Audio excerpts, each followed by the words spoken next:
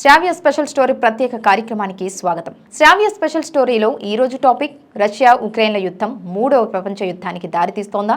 ఆసక్తిదాయకం, ఉత్కంఠభరితమైన ఈ అంశం ప్రపంచ మానవాళిని ఉత్సుకతకు, ఆందోళనకు గురిచేస్తోంది. మొదటి ప్రపంచ యుద్ధం, రెండవ ప్రపంచ యుద్ధం వలన జరిగిన ఆస్తి నష్టం, ప్రాణ నష్టం నుంచి ప్రపంచం ఇంకా కోలుకోలేదు. ఇంతలోనే మూడవ ప్రపంచ యుద్ధం జరగనున్నదనే వార్త మానవాళిని కలిచివేస్తోంది. కొందరు దేశాధినేతల రాజకాంక్ష, అధికార దర్పం, ఆధిపత్య ధోరణి ప్రపంచ యుద్ధాలకు దారితీస్తోంది. మానవ జాతికే ముప్పుగా మారుతుంది. అణు ఆయుధాలు ఇంకా కనుగొనబడని మొదటి ప్రపంచ యుద్ధంలోనే భారీ ఆస్తి నష్టం, ప్రాణ నష్టం జరిగాయి. వాటి నుంచి ప్రపంచ మానవాళి కోలుకునే లోపే రెండవ ప్రపంచ యుద్ధం జరిగింది. జపాన్లోని హిరోషిమా, నాగసాకి పట్టణాలపై అమెరికా ప్రయోగించిన అణు ఆయుధాలు సృష్టించిన విధ్వంసం మానవత్వానికి మచ్చగా మిగిలింది. ఆనాడు జరిగిన ఆస్తి నష్టం, ప్రాణ నష్టాలతో మానవ జాతి విలవిలలాడింది.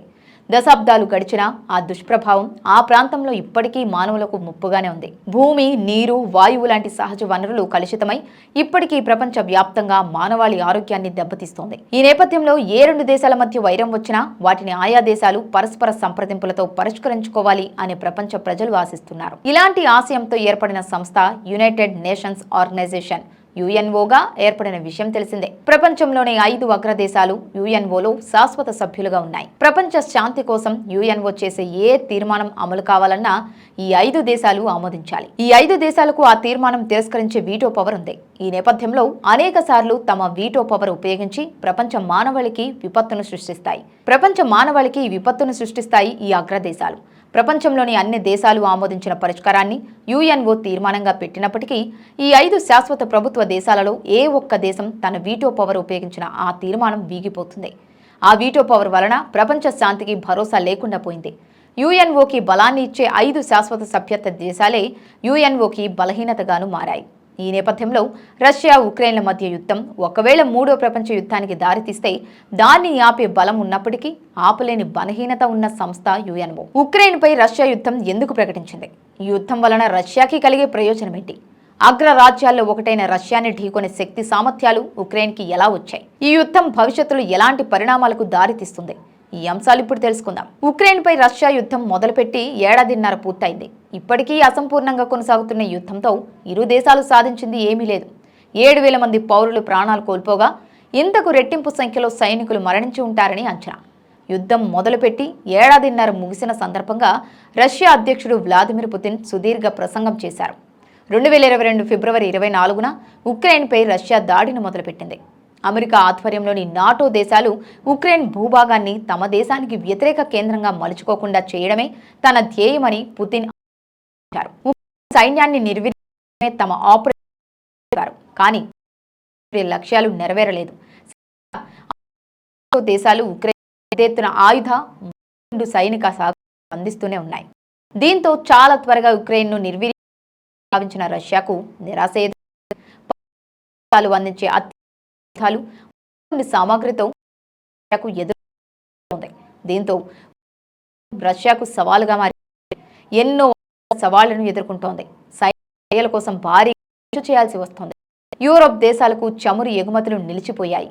సహజ వాయువు వ్యాపారం కూడా. ఇవన్నీ ఉక్రెయిన్పై రష్యా యుద్ధం వలన రష్యాకి కలుగుతున్న కష్ట నష్టాలు. నాణానికి మరోవైపు ఉక్రెయిన్ చాలా నష్టపోయింది. యునైటెడ్ మానవ హక్కుల కమిషన్ గణాంకాలలో వాటిని ప్రపంచానికి. యునైటెడ్ నేషన్స్ మానవ హక్కుల కమిషన్ గణాంకారం ఉక్రెయిన్లో 13 నాటికి 7,099 మరణించారు. 800 మంది. ఉక్రెయిన్ రష్యా మధ్య కాలేదు. ద్రవ్యోల్బణం ప్రపంచ దేశాలు సతమతమవుతున్నాయి. ఉక్రెయిన్, రష్యా అంతర్జాతీయ దేశాలకు చేస్తున్నాయి. యుద్ధం కారణంగా ఇవి నిలిచిపోయాయి. దీంతో వీటి ధరలు గణనీయంగా పెరిగిపోయాయి. ముఖ్యంగా ఆహారం, చమురుపై యుద్ధం ప్రభావం చూపిస్తోంది. రష్యా అంటే పాశ్చాత్య దేశాలకు అంతగా సరిపడదు. దీంతో అవి రష్యాతో నేరుగా తలపడలేక ఉక్రెయిన్ను పావుగా వాడుకుంటున్నాయి. ఈ విషయంలో అమెరికా మరీ దారుణంగా ప్రవర్తిస్తోంది. ఇప్పటి వరకు ఎన్నో రూపాల్లో ఉక్రెయిన్కు $50 బిలియన్ నిధులను అందించింది. ఇండియన్ కరెన్సీలో చెప్పుకోవాలంటే 4,10,000 కోట్ల రూపాయలు. అంతేకాదు, ఉక్రెయిన్ ఆకస్మిక పర్యటనకు వచ్చిన అమెరికా అధ్యక్షుడు జో బైడెన్ మరో $1/2 బిలియన్ సాయాన్ని ప్రకటించారు. అంటే సుమారు 4,000 కోట్ల రూపాయలు. ఏడాదిన్నర కావస్తుండటంతో ఉక్రెయిన్పై రష్యా తన యుద్ధాన్ని మరింత తీవ్రతరం చేయవచ్చని నిపుణులు అంచనా వేస్తున్నారు. ఉక్రెయిన్ పైన రష్యా ప్రకటించిన యుద్ధం పిచ్చుకపైన బ్రహ్మాస్త్రం ప్రయోగించడం లాంటిది. ఓ సాధారణమైన చిన్న దేశం ఉక్రెయిన్. ప్రపంచ అగ్ర దేశాలలో ఒకటిగా ఉంది రష్యా. ఉక్రెయిన్ రష్యాకి ఎంత మాత్రం సమవుచ్చి కాదు. అయినప్పటికీ కొనసాగిస్తూనే ఉంది. తెరపైన కనిపించేది ఉక్రెయిన్ అయినప్పటికీ తెర వెనుక ఆ అగ్రరాజ్యమైన అమెరికా హస్తం ఉందనేది స్పష్టమవుతోంది. రష్యా ఉక్రెయిన్ మధ్య యుద్ధం ప్రారంభమై దాదాపు ఏడాదిన్నర ముగిసింది. ఈ యుద్ధం ప్రారంభంలో 1-2 రోజుల్లో ఉక్రెయిన్ రష్యా తన అధీనంలోకి తీసుకుంటుందని అంతా భావించారు.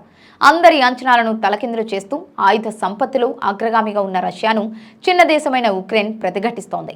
ఈ తరుణంలో అమెరికా అధ్యక్షుడు జో బైడెన్ ఆకస్మికంగా ఉక్రెయిన్లో పర్యటించారు. కీవ్లో బైడెన్కు ఉక్రెయిన్ అధ్యక్షుడు జెలెన్స్కీ ఘన స్వాగతం పలికారు. 2022 ఫిబ్రవరిలో మొదలైన యుద్ధం నిరాటంకంగా కొనసాగుతూనే ఉండడం గమనార్హం. ఈ యుద్ధం ప్రారంభంలో 1-2 రోజుల్లో ఉక్రెయిన్ని రష్యా తన అధీనంలోకి తీసుకుంటుందని అంతా భావించారు. అయితే అందరి అంచనాలను తలకిందులు చేస్తూ ఆయుధ సంపత్తిలో అగ్రగామిగా ఉన్న రష్యాను చిన్న దేశమైన ఉక్రెయిన్ ప్రతిఘటిస్తోంది. 2022 ఫిబ్రవరి 24వ తేదీన ఉక్రెయిన్లో రష్యా ప్రవేశించింది. అప్పటి నుంచి యుద్ధాన్ని కొనసాగిస్తూనే ఉంది. భీకర దాడులకు పాల్పడుతోంది. యుద్ధం విధ్వంసం కవలం లాంటివి. యుద్ధంలోకి దిగిన ఇరుపక్షాలు విధ్వంసాన్ని భరించాల్సిందే. ఆస్తి నష్టం, ప్రాణ నష్టం విరుపక్షాలకు ఉంటుంది. ఈ సత్యం అందరికీ తెలిసిందే. ఈ విచక్షణను కోల్పోయేలా చేస్తుంది యుద్ధకాంక్ష. రష్యా ఉక్రెయిన్ యుద్ధంలో ఇదే జరిగింది. రష్యా సైనికులు ఉక్రెయిన్ భూభాగం పై నుంచి దాడులు చేస్తుంటే యుద్ధ విమానాలు ఆకాశం నుంచి క్షిపణులు కురిపిస్తున్నాయి. ఈ దాడుల్లో ఉక్రెయిన్ సైనికులతో పాటు పౌరులు కూడా చాలా మంది మృత్యువాత పడ్డారు. రష్యాకు కూడా ప్రాణ నష్టం జరిగింది. ఉక్రెయిన్లో మౌలిక సదుపాయాలు, వేలాది భవనాలు ధ్వంసమయ్యాయి. ప్రపంచంలోని చాలా దేశాలు రష్యాపై చాలా ఆంక్షలు విధించాయి. అయినా యుద్ధం ప్రారంభమై ఏడాదిన్నర సమీపిస్తున్నా రష్యా అధ్యక్షుడు వ్లాదిమిర్ పుతిన్ మాత్రం ఏమాత్రం వెనక్కి తగ్గడం లేదు. ఉక్రెయిన్లోని కొన్ని నగరాలు ఇప్పటికీ రష్యా అధీనంలో ఉన్నాయి. తరచూ ఉక్రెయిన్పై రష్యా దాడులకు పాల్పడుతోంది. మరోవైపు యుద్ధానికి సహకరించేందుకు రష్యాకు చైనా ఆయుధాలను పంపుతుందని వాదనలు వినిపిస్తున్నాయి. ఈ భీకర పోరులో రష్యాకి చైనా సహకరిస్తుందనడానికి ఏ ఆధారాలు లేవు. అది అంతర్జాతీయ మీడియా కల్పన కావచ్చు. ఒకవేళ అది నిజమైతే ప్రపంచంలోని 2 అగ్రదేశాలను ఎదుర్కోలేక ఉక్రెయిన్ లాంటి చిన్న దేశం ఈ పాటికి ఘోర పరాజయం పొంది ఉండేది. ఈ యుద్ధంలో రష్యా ఒంటరిగానే పోరాడుతుండగా ఉక్రెయిన్కి మాత్రం అమెరికా, యూరోపియన్ దేశాలు పరోక్షంగా సహకారం అందిస్తున్నాయి. ఈ కారణంగానే ఉక్రెయిన్ రష్యాను ప్రతిఘటిస్తుందనే వాదనలు వినిపిస్తున్నాయి. ఇదిలా ఉంటే ఈ యుద్ధం కారణంగా ఇరు దేశాలు తీవ్రంగా నష్టపోతున్నాయి. అపార ఆస్తి నష్టంతో పాటు పెద్ద సంఖ్యలో ప్రాణ నష్టం వాటిల్లుతోంది. ఈ యుద్ధాన్ని ఆపేందుకు ఐక్యరాజ్య సమితి ప్రయత్నించినా ఫలితం లేకుండా పోయింది.